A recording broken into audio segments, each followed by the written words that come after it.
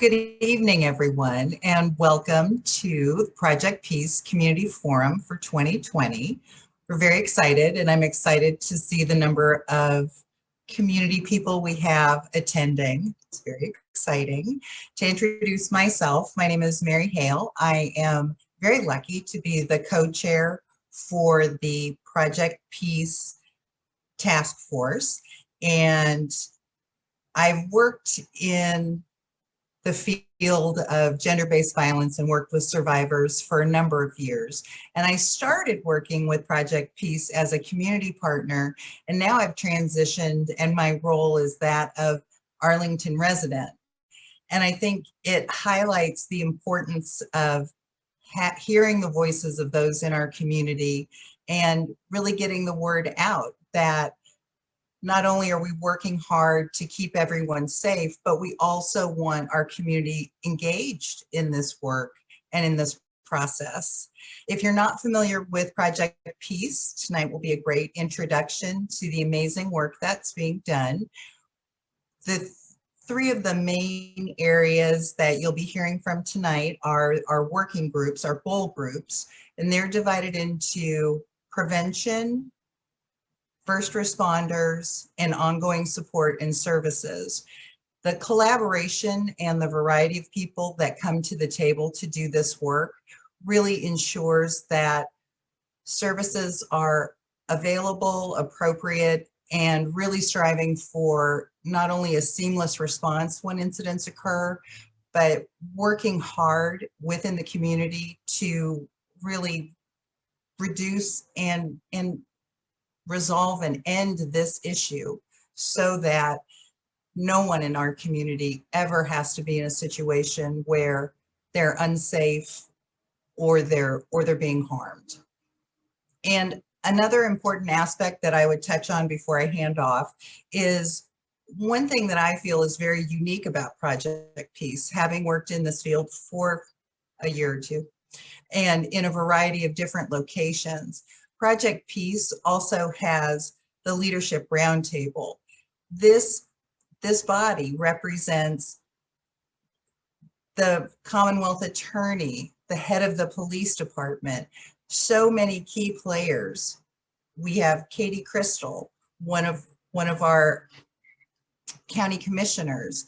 The level of representation and the priority that is given to this issue in Arlington is something that I feel is very unique and incredibly important. And the leadership support really allows all of the hard work done by the goal groups to be implemented and continue to work to make Arlington the safest place for our residents. So again, thank you everyone for joining us tonight. I'm very proud to be a part of this effort. And now I will hand it off to Candace Lopez, who will be our facilitator for this evening. Thank you.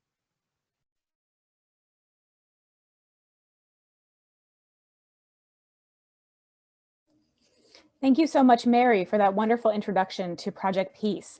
As Mary mentioned, my name is Candace Lopez, and I'm the coordinator with Project Peace, which, as Mary mentioned, is Arlington's coordinated community response to domestic and sexual violence.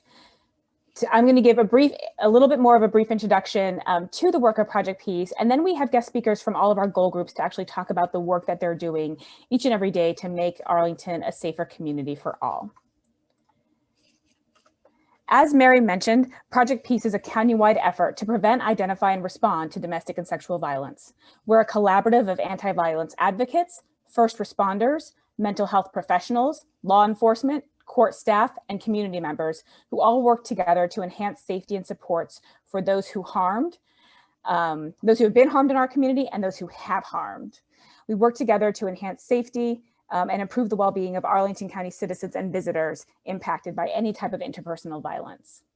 As a collaboration, we examine and enhance existing policies and practices across the disciplines, and we identify the optimum methods for public and private agencies to end violence in the lives of Arlingtonians.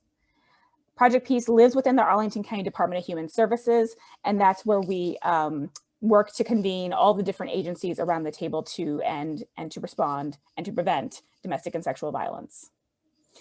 As you'll see here, we have a little bit more about what we do, and PEACE is actually an acronym. PEACE stands for Partnering to End the Abuse in the Community for Everyone.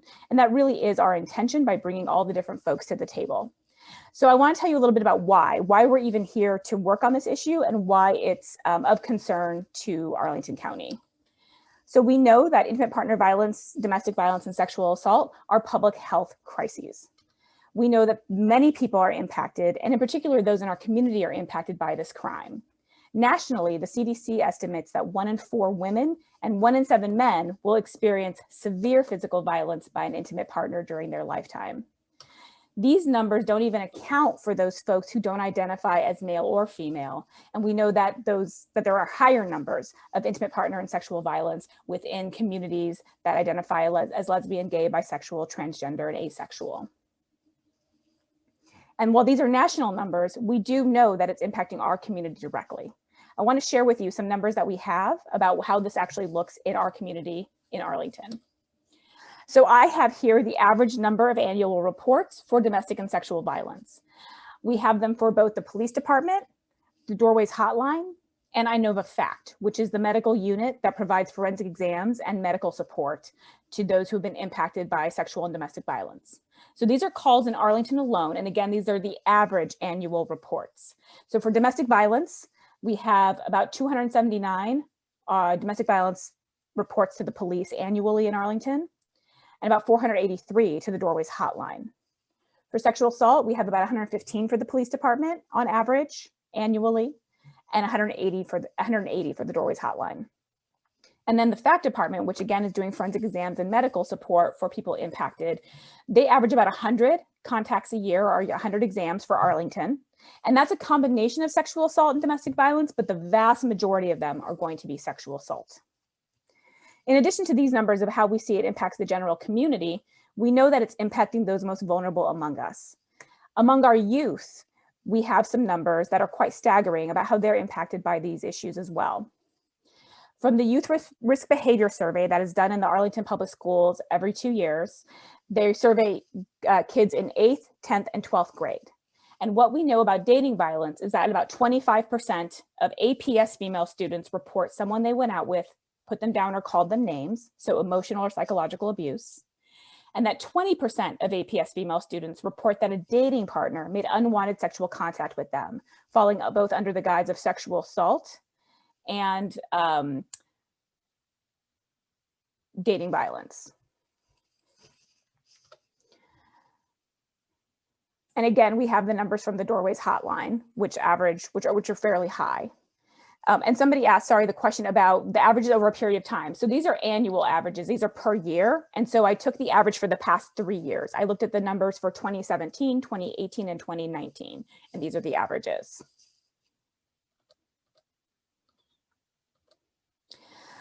So to address this issue, we have to bring together everyone at the table who would respond to this crime or who would work to prevent it. So as Mary mentioned, I wanted to go through a list of actually who is at the table in Arlington talking about these issues with Project Peace.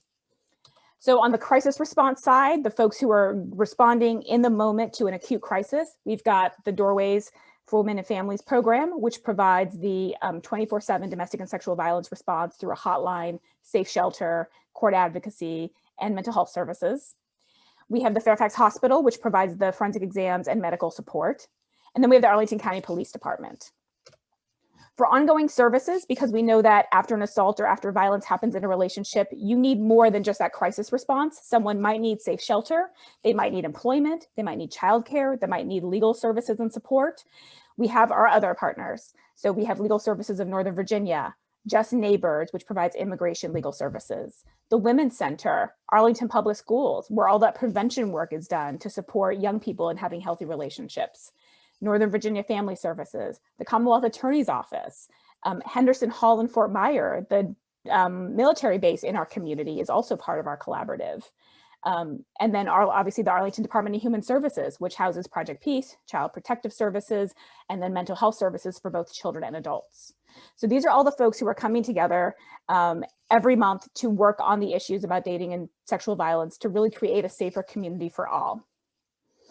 So now I want to jump into how. Mary mentioned the goal groups. We have 3 extraordinary goal groups comprised of all these different member agencies to ensure that we're really doing our best to engage everyone in the community on this issue. So our goal groups are represented through prevention, our first goal group, which is focused on promoting healthy relationships and preventing violence, talking to young people, talking to parents, talking to anyone who will listen about how we can really prevent sexual assault and domestic violence from even happening in the first place. Our goal 2, which is focusing on first responders and service providers, making sure that when somebody makes the call to 911 or a hotline or shows up at the hospital, that response is the best response it can be and the most thoughtful and impactful response. And then our goal 3, which is working on those ongoing services. So again, those services that someone needs after the aftermath of a crisis, mental health, housing, employment, childcare, et cetera. Our goal 3 really works to make sure those services are in place for those who have harmed and those who have been harmed. So now I want to turn it over to our goal groups to tell you a little bit more about what they do in particular. Each of our goal groups is going to give you a synopsis of what they've accomplished over the past 3 years. Project Peace has been around since 2004, so we'd like to be able to report out all the accomplishments that we had.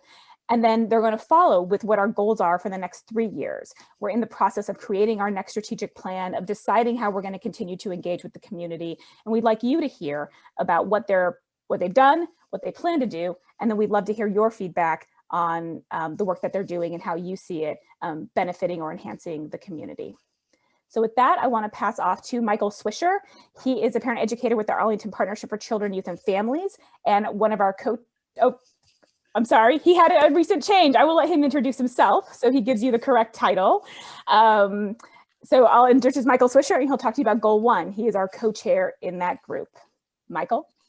Sorry, I was shaking my head and you could see me. Yes, since I had been with the Partnership for Children, Youth, and Families, when I started as a co-chair of Goal 1 way back 8 years ago, in September, we actually made a move. I am now working in the prevention unit, pretty much kind of a lateral move, but I'm still doing the parent education work with a more streamlined approach towards prevention overall. It's a great place for me to be and to be serving as co-chair of the prevention committee. That's Goal 1, prevention. So do you have slides for me? Or was there a slide? I can speak to some of the stuff we've been doing. We have been active as part of this committee for 8 years.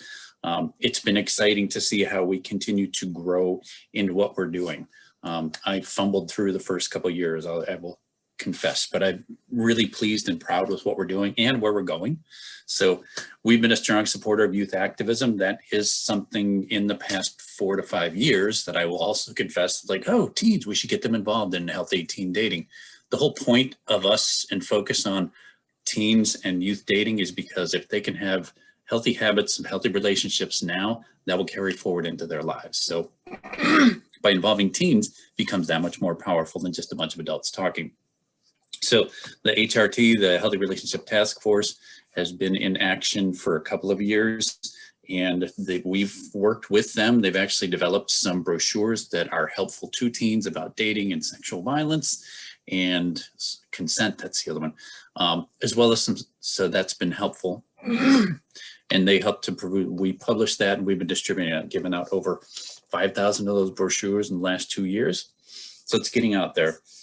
The staff has actually been helping with HRT moving from its own little thing to being part of the Teen Network Board, which means it has a more longer standing framework and infrastructure. And staff continues, that's Ashley, by the way, continues to support that.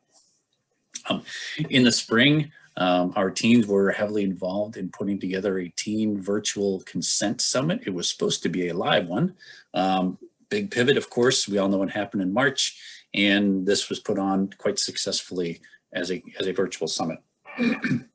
So other things we do, as you see, we've expanded our community involvement. We have folks coming from Fort Myer, Henderson Hall. We also have, we've reached out more people from the community. We continue to have engagement involvement with the APS. We have parents coming here. We also have groups like Lantandohio, which is a Mongolian community group that's part of us. So we're happy to see that we continue to grow, and we're actually about to start into some more membership recruiting. So We've created opportunities for interdisciplinary collaboration. We continue to work always across the board, wherever we can, to find people to work together. The Partnership for Children, Youth, and Families, where I used to be, is one of those collaborators, helpful in actually, we've helped to craft some of the data and questions that was being shown earlier. So, and then again, like reaching out to places like Fort Myer and things like that. We've advocated for a full-time staff person. Originally that was Candace, and then it's became Ashley when Candace moved in. That's been powerful in expanding our ability, in particular around prevention, to be able to work in educating and awareness campaigns in the community for both youth and adults. That's been awesome and wonderful. And then finally, a lot of youth-focused presentations and parent-focused presentations. We have been out there at tables, we have been at community events, we have done workshops, we've been in classrooms, and it's been, as I said, we continue to expand. And as we move forward, I want to show that we are also, as we move forward in the next slide, thank you, that we are also, a couple of shifts for us as we move forward. We were relying and working heavily and closely with Candace and then Ashley as our prevention folks, and then both of them. And as we move into this new phase for the next 3 years, we're going to let staff do much of their own work. Ashley will continue to support, they both will, but we're going to be more of our own thing. We appreciate the support we've had. They've helped us do a lot. It's our turn to step in more as community and as this committee. So as we're shifting and really trying to focus, what is it we're doing for the next 3 years? We want to focus on youth, and that's a big part will be taken up by our HRT, but youth teaching youth is a lot better than old guys teaching youth. So we'd like to have that they're heavily involved in that.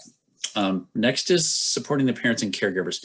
The primary teachers of young people are their parents. And if we can help parents understand what a healthy relationship is, what healthy masculinity is, and they can in turn give that to their children, we will see the kind of decreases in other stuff that PEACE needs to do, so we don't have to do it anymore.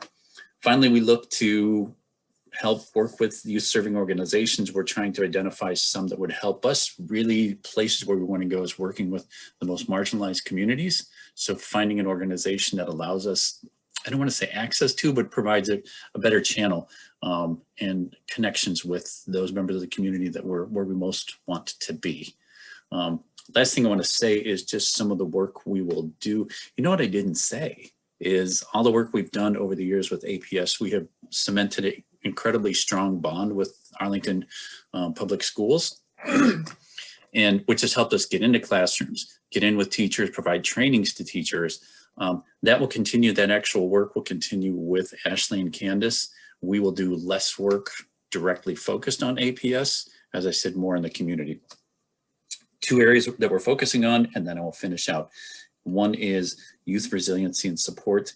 That is a way for us to look at how we, as a community, in particular the adults in the community, are able to be available and ready to listen and support young people.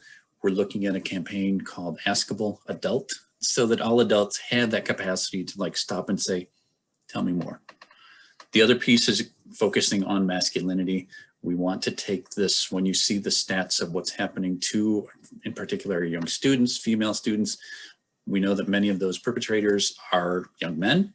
And so let's stop that and let's build a better and cleaner and healthier definition and concept of masculinity and help to bring that to the young men and throughout our community. We're all part of this. We're all swimming in the same water, breathing the same air. Let's change that definition. So that's it for me. I'll hand it back, and I thank you all. And we always welcome people to come and join in our prevention work. We're looking for parents. We're looking for people who have connections into the community so we can continue this education work. Thank you.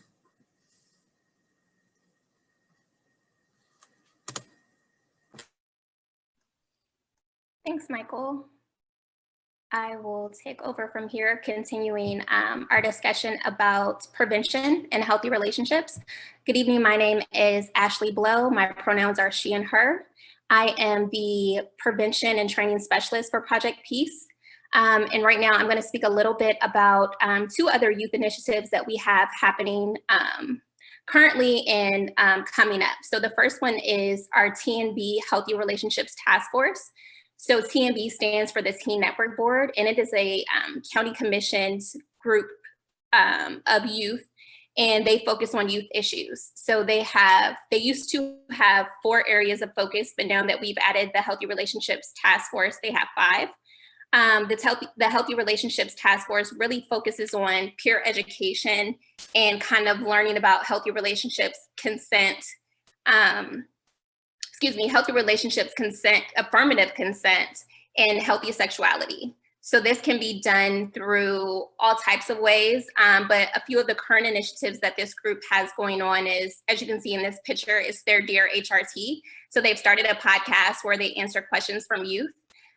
They have just finished doing a donation drive for Doorways, which is the direct service provider in Arlington for those who have been sexually assaulted or experienced intimate partner violence in Arlington. And they have some things coming up for Teen Dating Violence Awareness Month in February. So they're a very new group. They have only been meeting since September. So if I can back up a little bit, the Healthy Relationships Task Force used to be housed under Project Peace, but we moved it out and we brought it under TNB because we thought that that was a better fit. So these youth, they meet bi-monthly and they decide what they're going to do. It's for youth by youth. So they decide how youth gets their peer education. They decide what initiatives that they put out for youth. And it's really phenomenal to watch. It's a great group of youth and they have some exciting things happening. I'm the adult ally with that group, so I really help to support whatever they're doing. So I uplift them in any way. But again, it is very much so for youth by youth. So it is in their own voice. They decide, adults guide. The second initiative that we have is our Youth Advisory Board. So we created this as a way for youth to play a leadership role within Project Peace. So it is a very similar structure to the leadership roundtable that Project Peace has, but this will be comprised of youth. So youth from different organizations, and hopefully we get some youth from some of our current member organizations within Project Peace. But they will be playing an advisory role in terms of our policies and procedures, adding youth voice throughout Project Peace. So not just on prevention, but throughout all the goals. So that'll be on goal 1, prevention and healthy relationships. That'll be on goal 2, our first response. And then that'll be on goal 3, our ongoing services. Sometimes people can get these 2 groups confused. So I really want to help tease that out really quickly before I pass the baton. The reason that we have both of these groups, the Healthy Relationships Task Force and the Youth Advisory Board, is because they do different things. We don't want to tokenize. Project Peace does not subscribe to tokenizing youth. And we want to make sure that they are weaved in, that they are embedded in everything that we do. So we have the Youth Advisory Board so that there's a opportunity for youth to play a leadership role within Project Peace, but also the Healthy Relationships Task Force for those youth that really want to be on the ground doing the work. So that's pretty much the biggest difference between those 2 groups. We do plan to kick off the Youth Advisory Board beginning in January with recruitment for members of that group. And we're hoping to start that group and have it up and running by March. And my email is here if you have more questions about any of those initiatives or anything else that was discussed tonight. And with that, I will pass it on.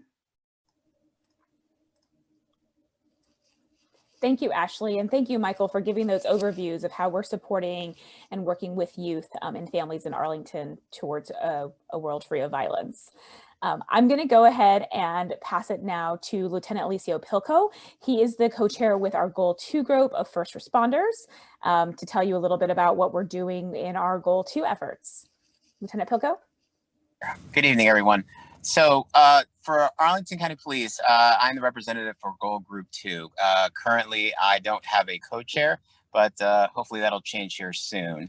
As Candace mentioned, our goal in this working group is to work on the responses between the different frontline first responder agencies, such as ourselves, the nurses from the FACT unit, the Doorways advocates, the courts, and work on essentially what what we're doing good, what can we do better, and trying to make it more comprehensive for those that require our services.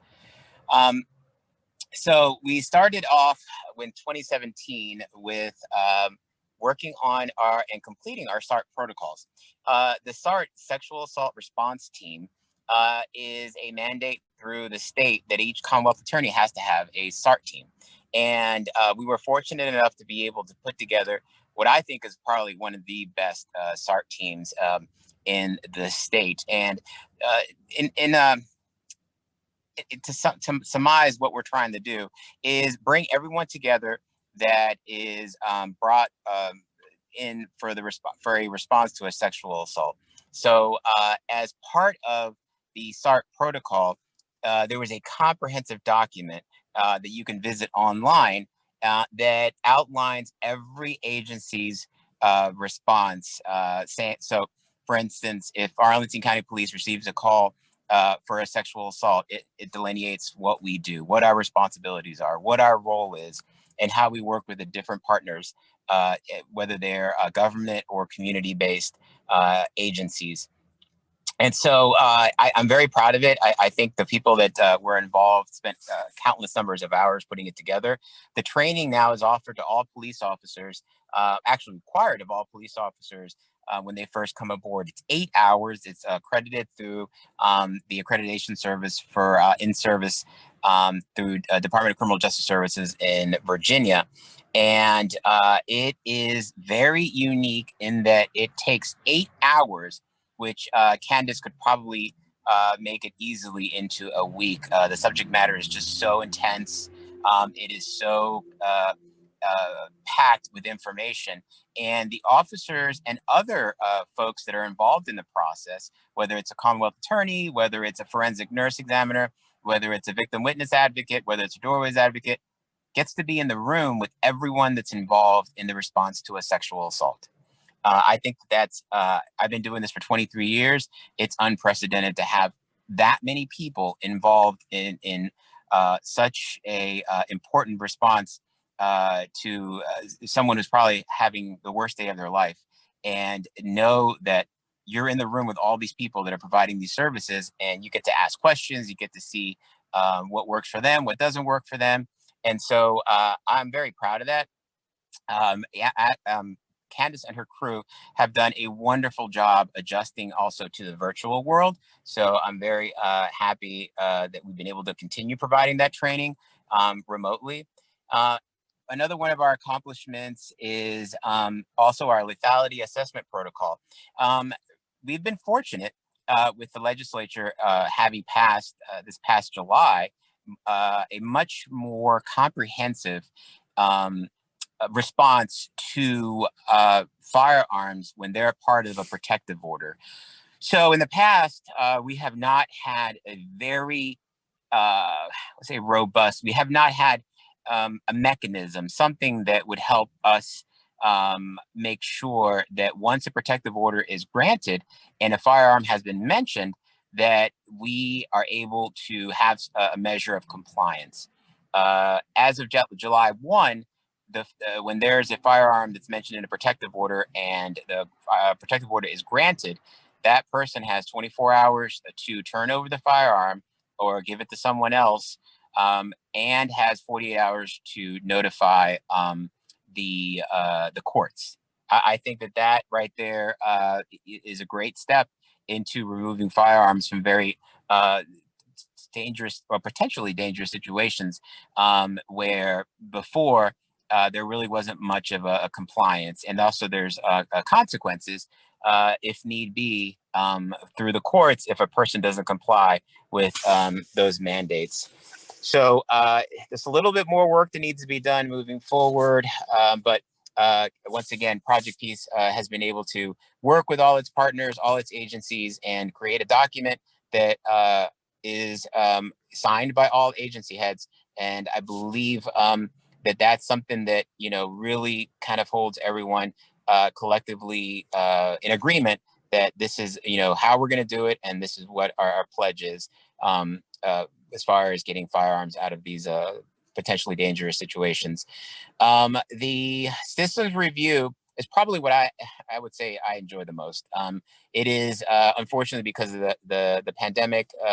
We have not been able to get together in person and continue case reviews, but I think it is a very good part of what we do in Goal Group 2. So real briefly, the systems review is essentially when we get together, review cases, and say, okay, this is what went well, this is what could have gone better, and this is what we need to do in the future. And part of what we've managed to accomplish, like the LAP and the firearms protocol, is something that came from these systems reviews.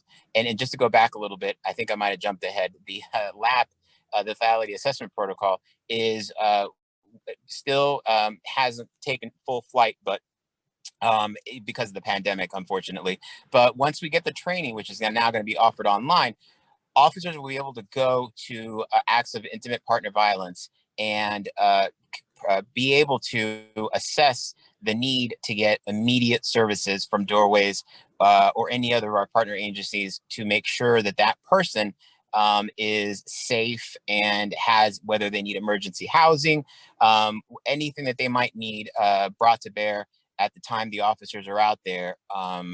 That's a very accepted common practice for other jurisdictions. Arlington is unfortunately a little bit behind, but we have pretty much put everything in place. It's just a matter of getting the training and training the officers. But once that's in place, the objective, very simply, is to prevent domestic related homicides.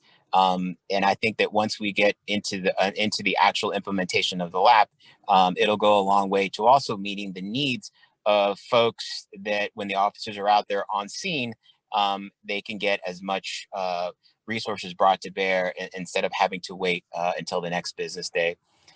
So the other thing I'm very proud of is the outreach video that we did. And essentially our outreach video we did for Domestic Violence Awareness Month. And it was, once again, a response to the pandemic and the virtual world that we live in. So one thing that's great about Project Peace and everyone that's involved in Project Peace is we're very resilient.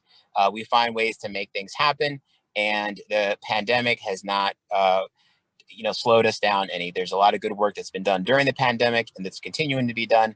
And one of that is the outreach video. If you haven't had a chance, I believe there's a link through Project Peace to that video. It's awesome. You get to see a lot of our partner agencies speak to the fact that we are here for you. So if anyone out there were to, especially now in our world, feel like, that there is no, help available, or, is worried or has some concerns, I think that video went a long way to alleviating those concerns. Next slide. So as far as what we're trying to do in the future, thank you. We're working on really, and this is the one thing, once again, with this group that I really enjoy is that, we always there's always work to be done. There's always ways that we can improve. We're never just sitting back and enjoying our successes, because we know that there are still folks out there that are in situations that are dangerous, and situations that we know that they need help, and we want to make sure that we do everything we can with the acute cases where first responders have to go out, or in cases where folks are just in a tough spot and need to speak to someone before something even worse happens. So part of our goal group, our blueprint for the next 3 years, is to just really work a little bit more on our training, make sure that, we have as much an idea of what everyone does in every group, and what training is common, what training should be universal to everyone. So as such as trauma-informed care. I know that the police department is expanding on that, but we need to be a little bit more in tune with what everyone else is doing, and to create strategies that are a little bit more comprehensive with regards to making sure that we can enhance safety and prevent future harm in intimate partner violence. So that's a lot. I think I went over my time, But long story short, I just think, I'm very proud of the work we've done. I did it when I first went to work in Special Victims Unit as a supervisor for that unit. And I've continued because, to be honestly, this is probably one of the most hardest dedicated group of people. I'm very proud of our accomplishments, and thank you for giving me the opportunity to share that with you.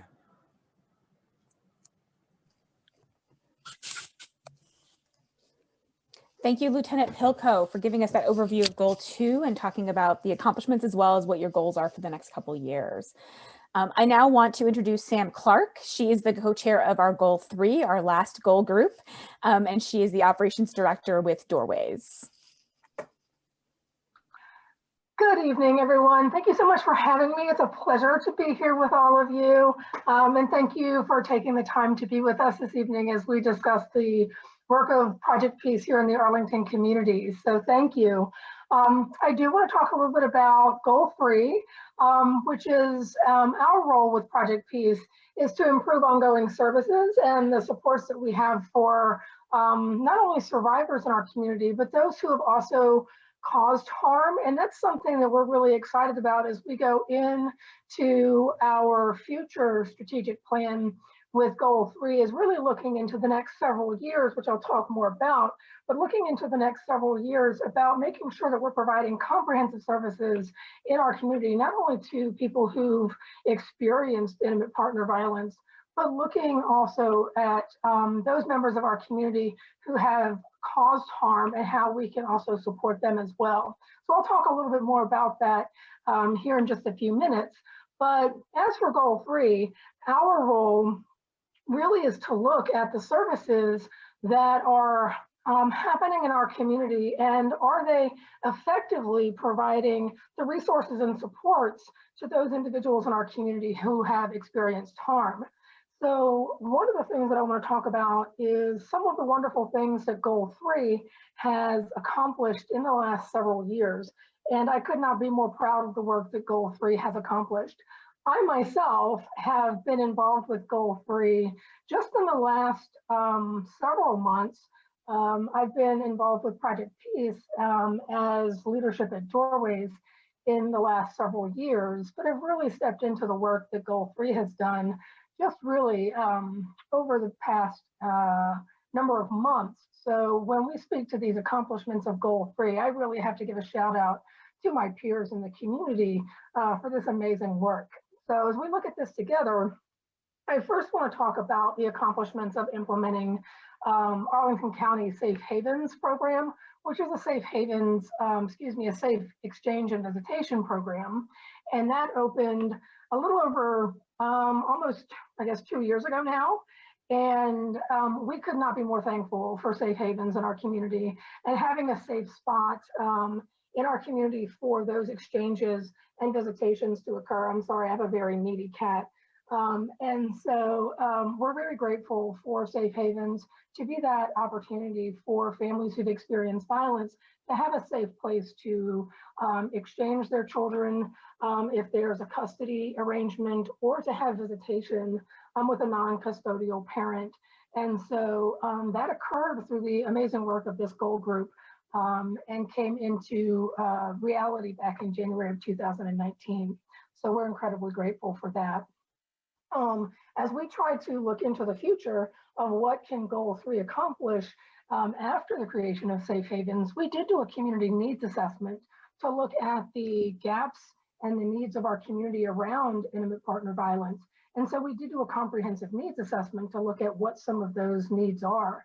And we found that it was looking at some of maybe the housing barriers that survivors face, looking at the services to families and children after intimate partner violence has occurred, and ongoing mental health services and the gaps that occur around mental health after violence has occurred in the family.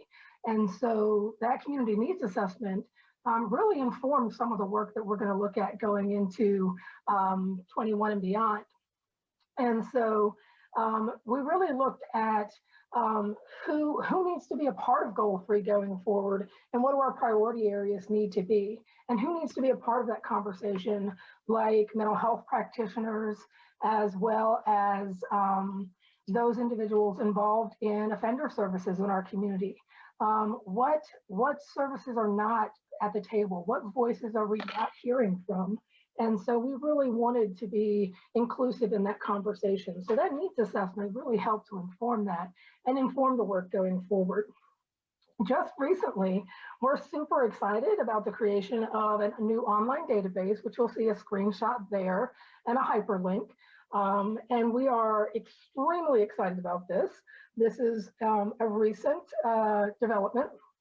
And what we're really wanting to see for members of our community who may have been impacted by domestic and intimate partner violence, as well as sexual violence in our community, is where can I go to get help, right? If I've been harmed by violence, or I've been someone who's caused harm, or it's impacted my children, where can I go to get the help that I need? And what does that help look like? And so this is a great opportunity to really look at finding those resources. And thank you so much for putting that link also in the chat. And so what you'll see is this database has really been informed by our Goal 3 members and other members of our intimate partner violence resource and support community.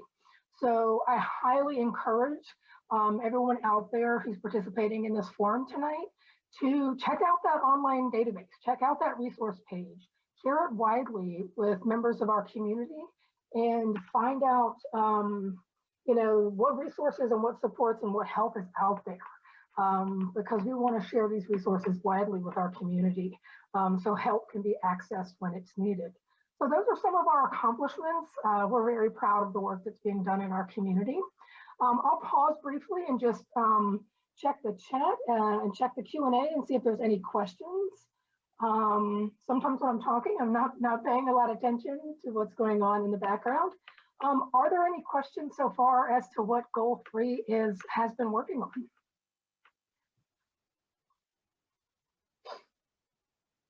Check the chat real quick. There's our data. There's our database or our resource page. Some stuff from Michael and Mary, whom I both adore. We can move forward if you'd like to our upcoming goals for Goal 3. As I had mentioned before, one of the things that Goal 3 really is focused on is improving the ongoing services and supports that not only survivors are seeking in our community, but also those who have caused harm, really looking at those services to make sure that they are informed, inclusive. And when I say informed, we really want those services to really look at the trauma that those persons in our community have experienced, both individuals who have been impacted by violence in their relationship, but also the trauma and the harm that those people who are causing harm have experienced. So we really wanted to look comprehensively at that and making sure that the services that are available in our community are truly impactful and informed. So if we look forward at some of our goals as this goal group takes the community needs assessment that was done and really carries that work forward, one of the things that we really want to do is make sure that the work is not happening in a vacuum, right? For example, I work with Doorways, and we don't do this work alone. The FACT department over at Inova doesn't do this work alone. Our police department, you just heard from Lieutenant Vilko, one of our wonderful partners. We don't do this work alone, right? We do it in the network and with partnership of a host of and a multitude of mental health services, whether that's over at the Behavioral Health Department, at the Department of Human Services, our school guidance counselors, our private practitioners, child welfare services, many of our community partners are all working in coordination and collaboration to provide these services to individuals in our community who have been impacted by intimate partner violence or interpersonal violence, excuse me. And so one of the goals that we have is to really work with these community agencies to make sure that our providers are really informed about the dynamics of interpersonal violence. What is interpersonal violence? How does it impact those who are experiencing it? How might it show up at school? How might it show up for a child who comes into the guidance counselor's office? You know, how might it show up at the behavioral health department for a client who comes in with a diagnosis of a serious mental illness? And so providing that information and sharing those knowledge and resources to make sure that the information is readily accessible, and all of our peers and partners in community agencies providing social, emotional, and mental health services feel informed and know what to do, so that not only people who've experienced interpersonal violence, but those who have caused harm know how to access the help and services that they should have. So it's really training up our peers and partners in the community. As I've spoken about, the other thing we really want to do is strengthen our interventions, as well as prevention and support services to those who have harmed. I think sometimes in our communities, not only in Arlington, but in many communities in our country, we tend to stigmatize those who have caused harm. And we don't want to do that. We want to make sure that the resources and services that are available are, again, number one, available, and number two, informed, and that they are informed by best practices, and that we want anyone who needs those services to feel safe coming forward and receiving them. So that's one of the things that we're doing in goal group 3, is to make sure that we're creating a safe space to have that conversation and to bring people and voices to the table that will inform us what those services need to look like for those who have caused harm. So we're very excited about that work going forward in the next 3 years. And then lastly, we're really looking forward to enhancing systems collaboration. Like I mentioned, this work never happens in a vacuum. For services, for those who have been harmed by intimate partner in sexual violence, to reduce barriers to treatment. I think sometimes we don't necessarily see a barrier, but we may not be the ones trying to access the services. So always looking at what access to services look like, what barriers might exist, bringing survivor voice to what access looks like, and making sure that there any continuity or continuum of care takes into account any type of barriers that may exist, so we can minimize and eliminate those barriers. So access is as seamless as possible, so that people feel safe and comfortable coming forward, but also doing that in the context of making sure we're lifting up and maintaining the safety and privacy of survivors who have experienced interpersonal violence, So that's some of the work that we're doing in Goal 3 that we're super excited about. So that is the time that I think I have. I've enjoyed sharing this with you. I look forward to doing this in partnership with all of you in our community, and look forward to having your voices inform our work. So if there's any questions for me, please don't hesitate to ask them. And thank you, everyone.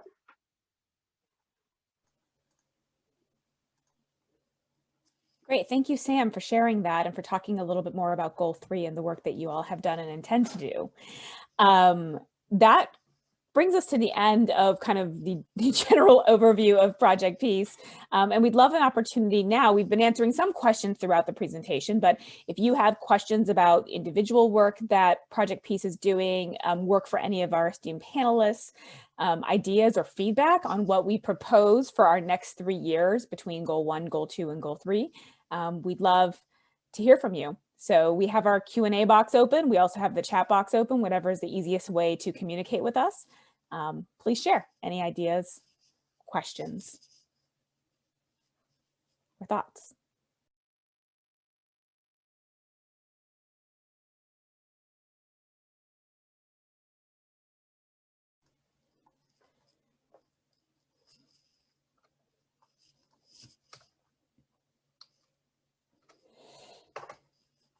I'll also put up here some information if you want to get in touch with us.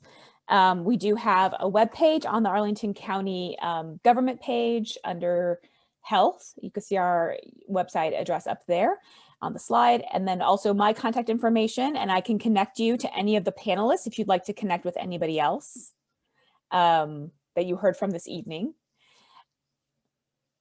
all of our members, the majority of them, all take volunteers. So if you're looking to get involved in the community, not only do we take volunteers on our committees, but if you want to answer a hotline, provide support to folks directly. Doorways takes volunteers. Legal Services takes volunteers if you have a legal background.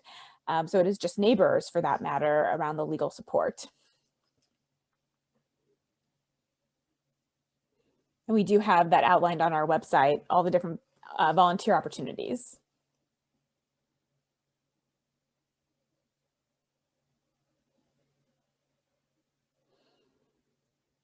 Great. We did have one question. It's a great question for anyone who would be interested in taking it. Someone asked, what brings people to this work? I don't know if anybody wants to answer that question about what kind of brought you to Project Peace or this work in general of working with those impacted by interpersonal violence, and what keeps you going. It is a tough topic.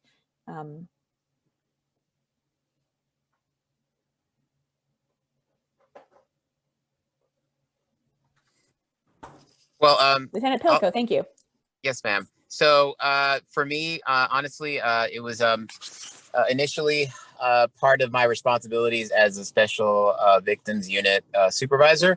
But I think I quickly came to realize how much more we could do. I know that sometimes, law enforcement, getting to see the big picture, having the patrol officers understand what someone is going through when they respond to a scene, and what the services are, and that it really, really goes a long way when the officers have the right mindset, the right information. I tell you, all the officers care, or else they wouldn't be doing this job, or we wouldn't let them do it. But I think for me, the reward is when you see officers that are like wanting to do additional training, wanting to follow up on cases, following up with victims, and reporting back and saying, hey, so-and-so, I connected them to this service, or I recommended so-and-so called Doorways. Just getting that like seed in the officer's brain, and that seed of caring beyond what we just do in our roles.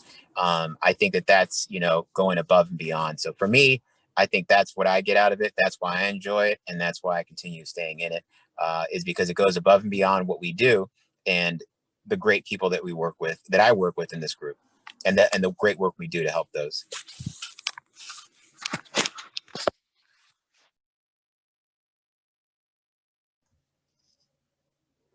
Thank you, Lieutenant Pilko.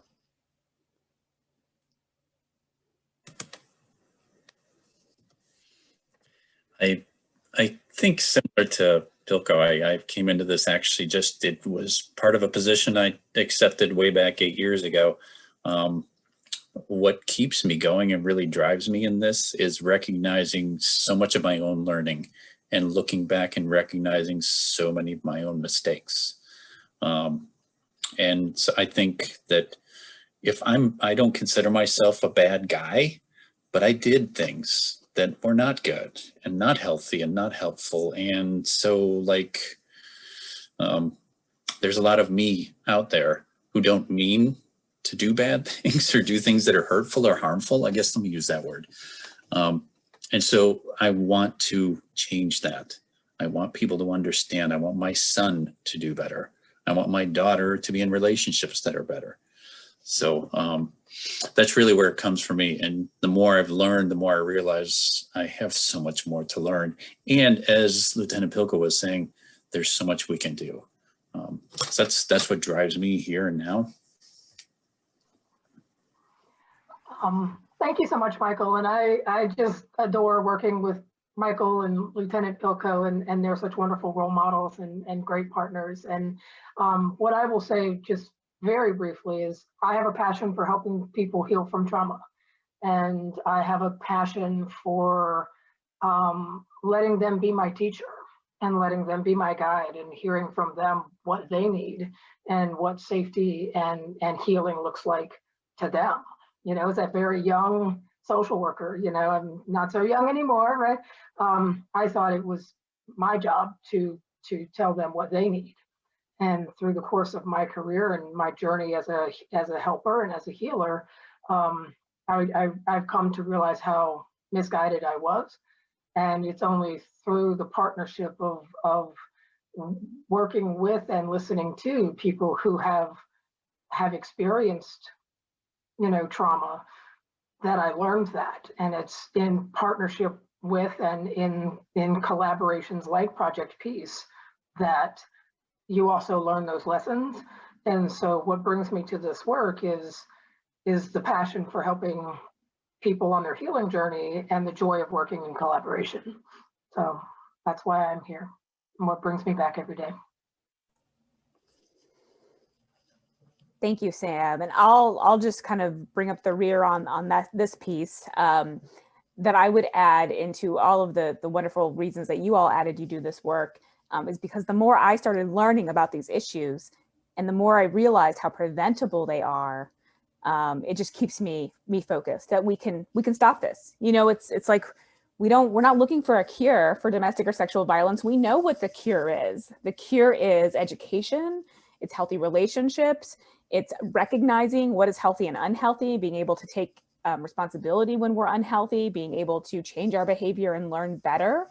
And so I always tell people that my goal is to work myself out of a job. I want my job to not have to exist one day. And I think it's possible because we do know the answer. It's just a matter of getting more people to realize and recognize the answer and take it on as their own. So that's what kind of keeps me going in the work, is knowing that we can prevent this.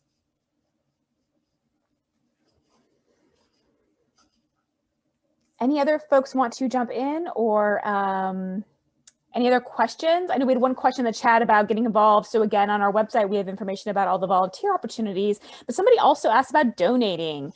Yeah, a lot of our partners are nonprofits and they only function through the goodwill of our community.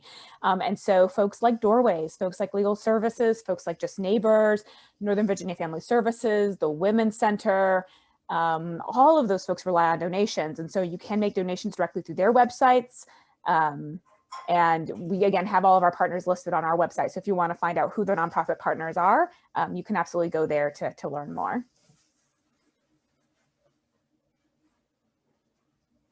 Any other final questions or anything any final panelists would like to share? I got a reminder, the FACT department also at Inova relies on donations. And that is a much needed service. The FACT department actually provides forensic exam services to the entire region, not just Arlington, to Loudoun, to Alexandria, to Fairfax, to Falls Church. So they are a busy shop and rely on our support as well.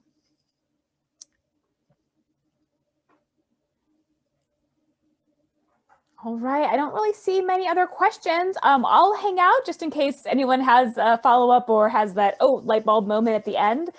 But people are welcome to leave us. Thank you so much for joining this evening. We really appreciated having folks here. If you didn't get to share your thoughts here, but again, have a 2 a.m., hey, I have an idea for Project Peace, please email us. Let us know how we can work better in our community to engage everybody and to create a Arlington free of violence. I want to thank our panelists. Thank you, Lieutenant Pilko, Mary Hale, Ashley Blow, Sam Clark, and Michael Swisher for all of your help in convening and for sharing information about the goal groups. And with that, I want to wish everyone a good evening.